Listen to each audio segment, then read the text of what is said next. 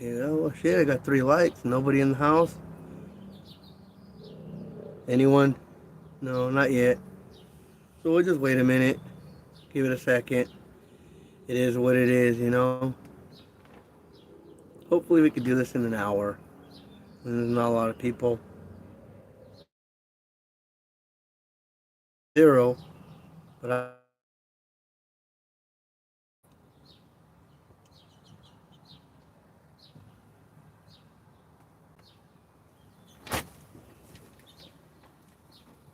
okay, so we got somebody here. Can you guys hear me? Whoever's in the chat. And if so, can you hear me clear?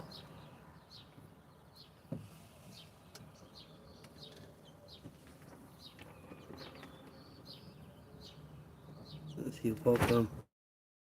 Hear me clear? Hey, Tim K. What's up, guys? How you guys doing? Clench fist salute. Welcome, welcome, guys. How you guys doing? Everyone doing all right? We're not gonna get like hundreds of thousands, but anyone work this morning?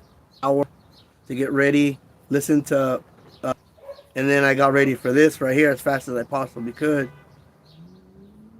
Yeah, it's a night. Yeah, it was a nice day. Tim K. I mean, California, man, Southern California, Riverside County, beautiful, beautiful. Well, actually, no, it was Orange County. It was Orange County where I was at. Very beautiful. I want to say it was like 80 some. It was very nice. It's a nice time right now. You can't see, but over to the right, I got my little mini. Well, maybe I could show you guys. I got a little mini fire pit right there going on when it gets dark.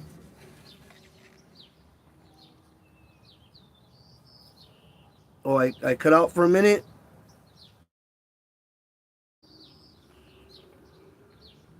Very cold.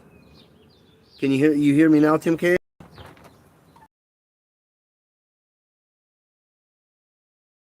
So yeah, I mean, I came home and I'm starting to see the signs of my old age, and I've self-diagnosed myself with costochondritis or a mild case of arthritis. So I came home, took a shower, and rubbed myself down with. If you guys are familiar with what biofreeze is, biofreeze is like an icy hot. So right now it's warm, but I shit you not, I feel like I'm fucking freezing. But yeah, what that gets, what I mean, oh shit, what the fuck was that? A glitch?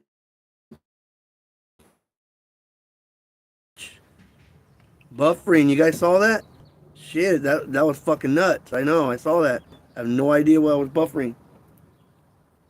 I hope it's not my fucking shit. Yeah, I know. Sorry, guys. I just saw that. Uh, I should have stuck to my iPhone, I guess. I don't know. I'm trying to use my Android, and I hope I don't get an issue because of the internet. But we'll see what it is. I get a problem with my internet and my little man fort because I have it insulated with like a thermal type of insulation, which kind of fucking blocks the fucking Wi-Fi. It's not buffering. Now you guys can hear me, right? How many right? MK Ultra Pro Outlaw Malta yesterday or this morning? Shit. Again, right? It's gonna that helps. So how many of you guys saw the mock spot video about Black August?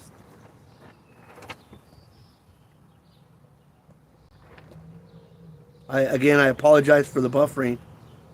I'm trying to use my Android and the Android's running off its own internet or the data, I guess.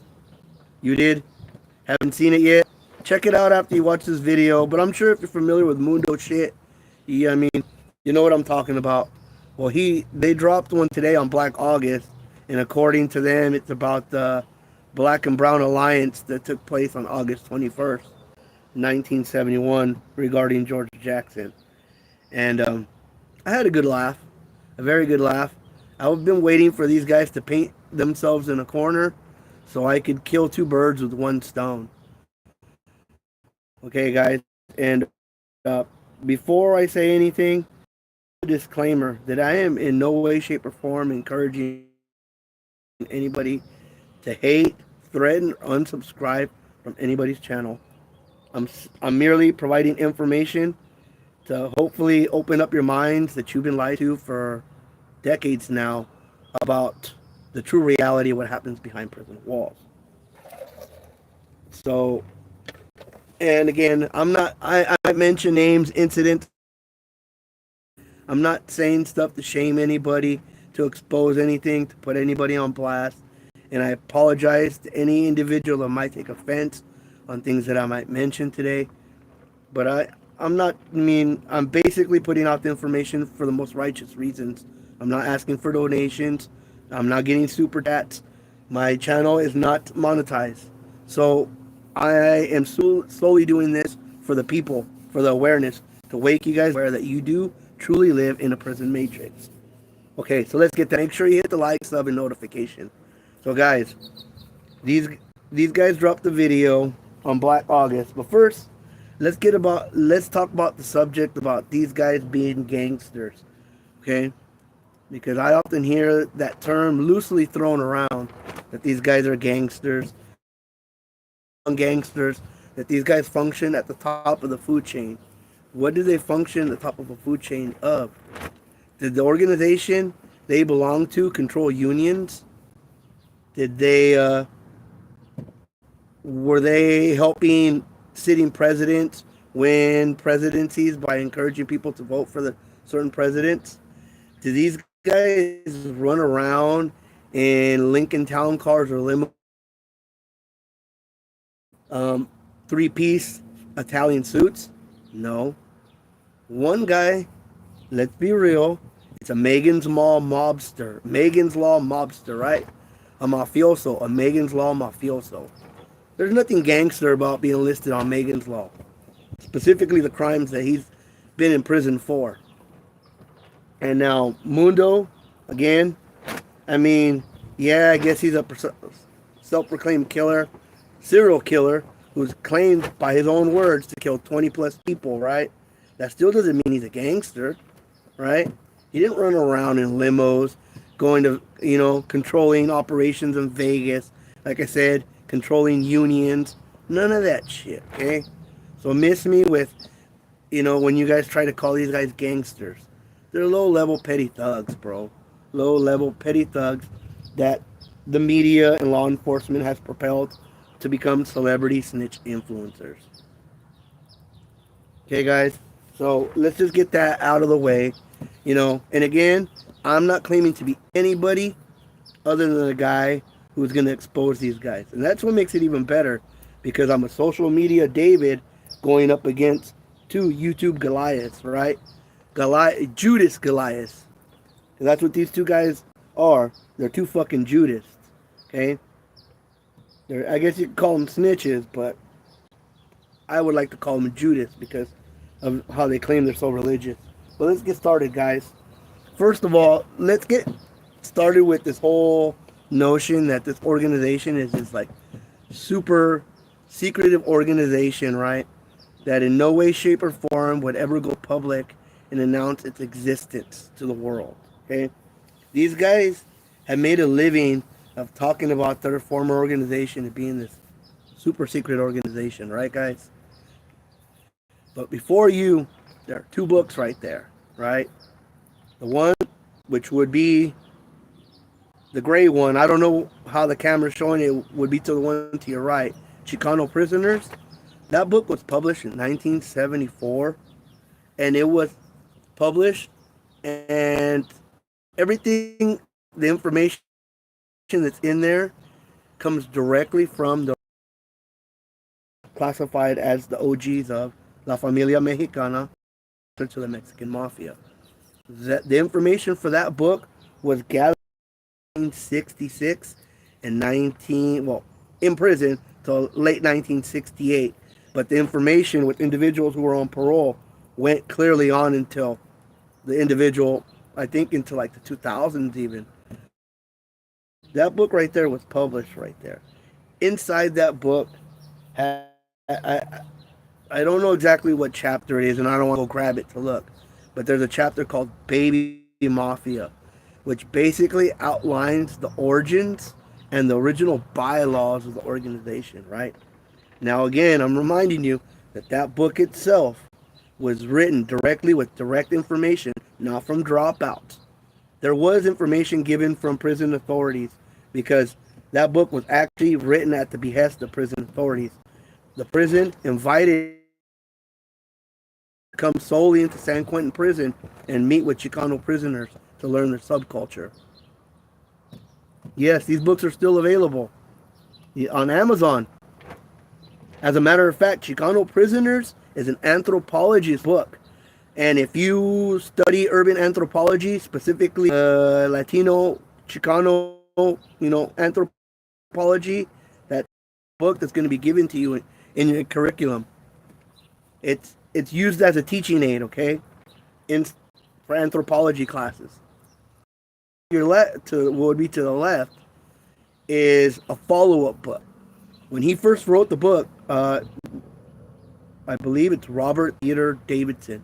When he first wrote that book, he promised the founding members of La Familia Mexicana, what would be called the Mexican Mafia, a second follow-up book to tell it like it is, that was not controlled by the prison administration, which is that book that you see there. And I don't know if you guys can see the title.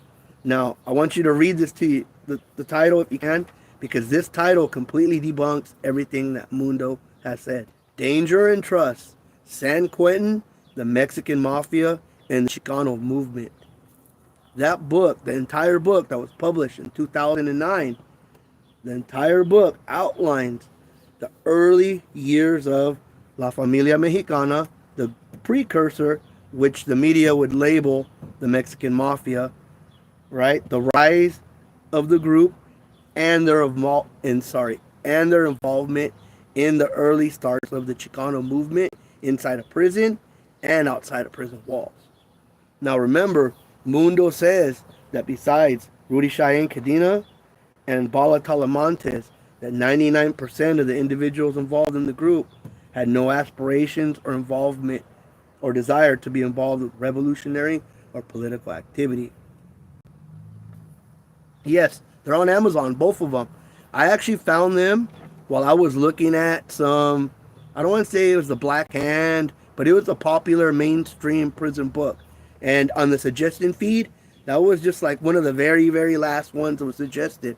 And then when I read it, I bought it. Man, dude, everything you need to know is in those two books right there. And those two books will completely debunk anything that's ever been said by Mundo or Boxer Enriquez. But anyways, remember, according to Mundo, he claims that only two individuals, Bala Talamantes and Rudy Cheyenne Cadena, were involved with the revolutionary activity and the Chicano movement, right? But right there in 2009, an entire book was written about the entire group as a whole. And a large portion, it doesn't really say how many of them were involved, but there's several different chapters on individuals, on how they were involved. I believe one individual, David Aguirre, is the individual who started Lucha. That individual, when he came out on the streets, was collaborating with the Black Panthers. He had helped organize rallies to go help support the Cesar Chavez and the United Farm Workers, just to name some. And then there's certain chapters of all the political organizations and groups they started at San Quentin Prison and several other prisons. So, I mean, that book right there completely debunks what Mundo says, that no way, no how was his former group ever involved in any political activism. But yet, you got an entire book right there, Danger and Trust, San Quentin, the Mexican Mafia, and the Chicano movement. I highly recommend those two books. But if you really want to know the truth, Chicano Prisoners, like I told you, there's a chapter, and it has the original bylaws and the origins. According to that book, the origins of the group started in 1964. And it started at San Quentin. It did not start at DVI or Tracy like it said. And that can be completely debunked because if you guys have ever seen Mundo Mendoza's 1981 interview with FBI Director Clarence Kelly, where he tells his story of how he came up in the juvenile system, well, he talks about doing time at DVI and Tracy, and he even talks about being the leader of a gang while he's at DVI Tracy. And it wasn't the Mexican Mafia. So how is it possible that this guy was at Tracy at the time that the Mexican Mafia was still in existence there, and he claims that he was the leader of a group, but it wasn't the Mexican Mafia? Okay? Because that right there, again, if you watch that interview, Clarence, the FBI director, Clarence Kelly with Mundo Mendoza, 1981, that's what he says, his own words. The best thing to do against a snitch influencer is use their own words. And that's what Mundo claims, and that is debunked because he says himself that he was a leader of a gang, and it wasn't Emmett. So what gang was it? And if you look, there's no actual bona fide hard proof and evidence ever presented by snitch influencers or law enforcement that in fact that there was ever an active group, a precursor, or any shape or form that would become the Mexican Mafia. There's not at DVI or Tracy. If you look and see Mundo, I think Police and Fire Publishing, they did a thing on like early news articles of the activity at Tracy, and you'll see one of the very first early activities was them organizing a protest where they burned their mattresses because of the way they were being by staff. That was one of their first early activities. Well, anyways, you're about to get some kush? What strand, my guy? Okay, guys, but let's keep going. Okay, I have a little talking point, so if I kind of look at it, I'm looking at repeat shit. So, right? Okay. Now, before we actually get into Black August, let's talk about Mundo and Boxer, because now they're together, guys, right? On a channel. Both these guys are on one channel, and I'm going to kill two birds with one stone, because these individuals have both told two different stories, but yet have never actually, when they're together, talked about the fact that these guys tell two different stories. According to Boxer, it's him and the Pepsi generation that established wealth, power, and capital known for, right? That him and his Pepsi generation in the late 80s to early 90s created it. That prior to that, the Mexican Mafia was just trying to get high. Some members didn't even have shoes, and that they weren't using their name to generate capital. Correct? Anyone seen his recent interviews with the Soft White Underbelly? And I forgot, he did another interview, but he says the same thing, that according to him, it was his generation that established the wealth and power. Well, doesn't Mundo say that it was him that in 1975 that established, with help from Joe Morgan and Sailor Boy, what would be the MA's number one lucrative moneymaker, the drug operation, right? That how they established what would become the Mexican Mafia's money-making operations, right? But yet Boxer Enriquez says that they weren't making shit, right? That in the 80s when he went to prison, these guys were broke, didn't have money, didn't have anything. That they weren't doing anything other than getting high and buying canteens. Does he forget that Joe Morgan, Mundo Mendoza, and Sailor Boy and a few others claim that they established the wealth and power in 1975, right? The mid-70s. So that right there is what Boxer says. Now, I want to remind you, Mundo said several things before. He's always talking about money, that there's always convicts with their cell walls full of gold bars and their pillows stuffed with $100 bills. But yet has never ever presented an inmate who's ever had his inmate account seized or the IRS or FBI ever, right, audit it to see if the funds are illegal or not. Now, I want to talk about a specific interview that Mundo gave in 1997 to Los Angeles Magazine, in an expose about the MS first ever RICO case, right? The alleged RICO case that was the group of men who established the wealth and power, according to Boxer Enriquez. Well, in this interview, and just to remind you, I'm fucking with the OBS, and I'm learning to do that so I can fucking put all that shit on the screen and you guys can see it. But after this is over, I'm gonna go into my community and I'm gonna post all these documents and shit in there. So all this shit that I'm talking about, you'll be able to go in there and look. So in this interview, Los Angeles 1997 Los Angeles Magazine interview, Mundo claims that the individuals who are labeled the Pepsi generation were a bunch of broke individuals who, besides driving used cars and having a couple $100 in their pocket and a brand new slingshot t-shirt, had no aspirations of wealth and power. That these individuals were living in motels, right? This expose claims that Weddle Shy, and again, I don't say this shit to shame people. This is all public information.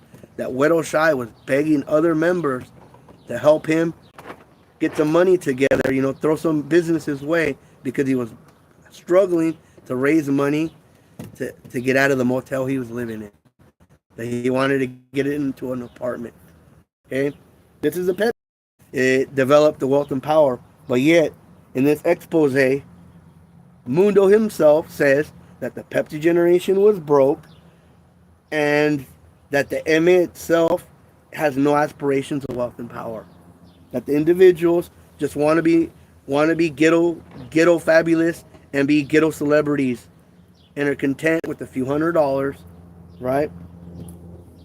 The very same generation that Mundo claims, or I'm sorry, Boxer claims, was establishing the capitalist ideology, which this group would be known for, right? The individuals who tax everybody for thousands of dollars who no one's ever seen. 9 people, 9 likes. That's fucking great. Thank you, guys. But yeah, guys, these two guys are sitting there together, spewing. But if you get these guys apart and put their stories together, they contradict each other.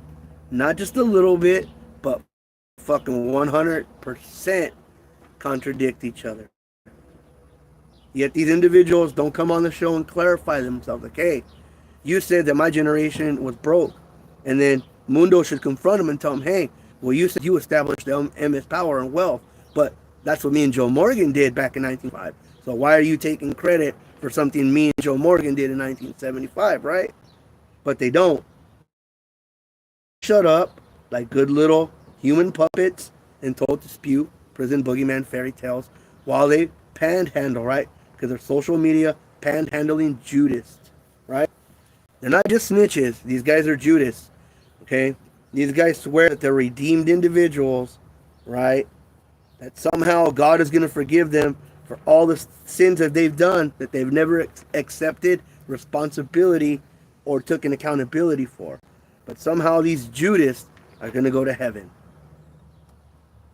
How many of you guys think that these two who hide behind religion and the Bible are going to be allowed into heaven for the sins that they have done, that they've never publicly taken responsibility for, right?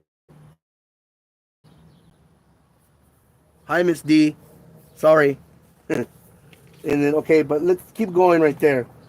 Now, I want to talk, now we're going to get into Black August for sure, but I have to mention that Mundo Mendoza was a alleged functioning member of the organization in 1971. He allegedly joined the group in 1970, a year prior.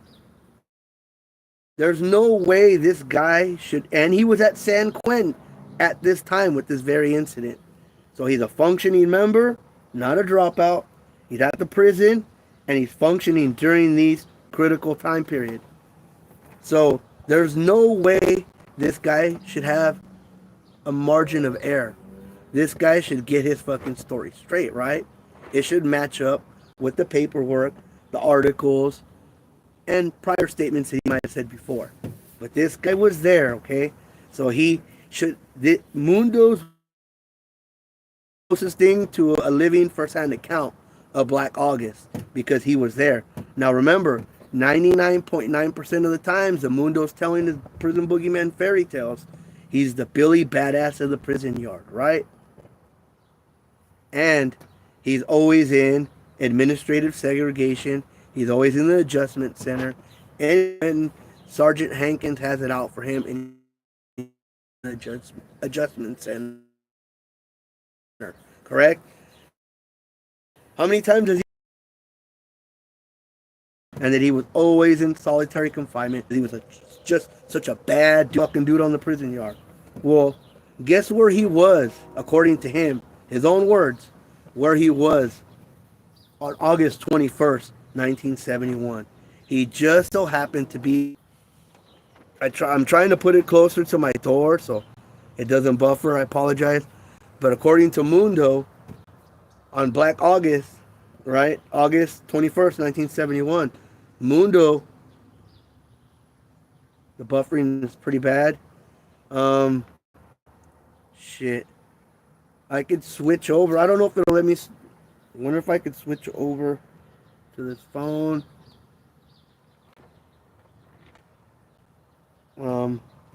Shit. Buffering is pretty bad, huh? Fuck. What can I do here? Any suggestions on what I could do? Is there a cord being moved? No, there's not a cord being moved. It's just, it's run my cell phone data. It's not connected to my Wi-Fi. And it doesn't even really get my Wi-Fi out here very good. If you guys give me a minute, I can try connecting it to the hotspot or shit. I don't know if it'll let me connect it to a fucking hotspot. But yeah, if there's any suggestions, I'm just using the data off my phone. I hope my data is not fucking low. I'm kind of towards the end of the month. I fucked up. My bad, everybody. I should have used my fucking iPhone, but I need my iPhone because I have specific shit on that iPhone. Okay, good. Good. I apologize, guys. I apologize. No, guys, thank you. Any advice is good. But anyways, I just wanted to point out, did you guys hear what I said about Mundo? How he's always claiming to be in solitary in the adjustment center because he's just such a Billy Badass in the prison yard every time he's incarcerated. But yet during Black August, he just so happened to be in the lower custody yard on the lower level yard. All of a sudden, a pivotal incident, which he would have firsthand knowledge of from being in the adjustment center.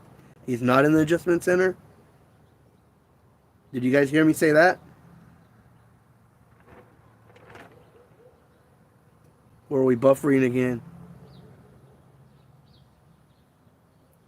We're buffering, right, guys? Okay. Let me see what I can do here.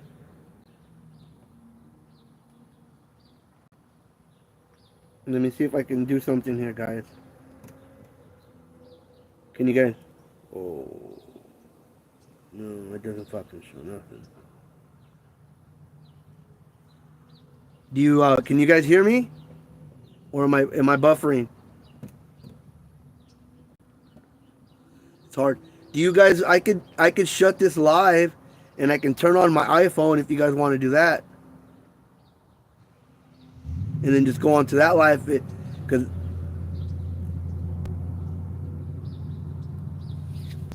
yeah. Do you guys? I was suggesting that I could start a live on my iPhone and end this live, and then you guys can just go on to that live. My iPhone doesn't buffer.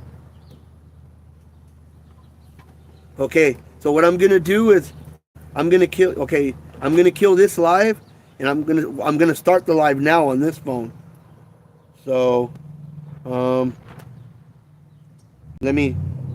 before I do, let me do some shit here.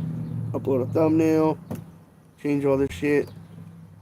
Okay, so you good? I know, but it's gonna start buffering. It's just gonna do it again. I think my fucking data is running low on the phone. So we're gonna go next. No, it's not for kids. We go live. Okay, guys, I started a live on my other phone, so I'm gonna end this live. Go on to that live. Well, I'll keep both phones on until I see you guys start switching over. But yeah, I have the other live, so get off of this one and go into my other on the other live, and that one's on my iPhone. Wow, 2 people on lights. Okay, you got Tim K. We good? You hear me?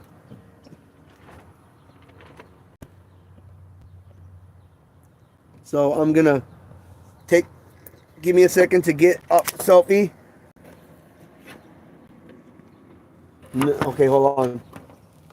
Okay, you guys are on the new live. Thanks, guys. Sorry about that. Again, I'm not the techie person. Okay.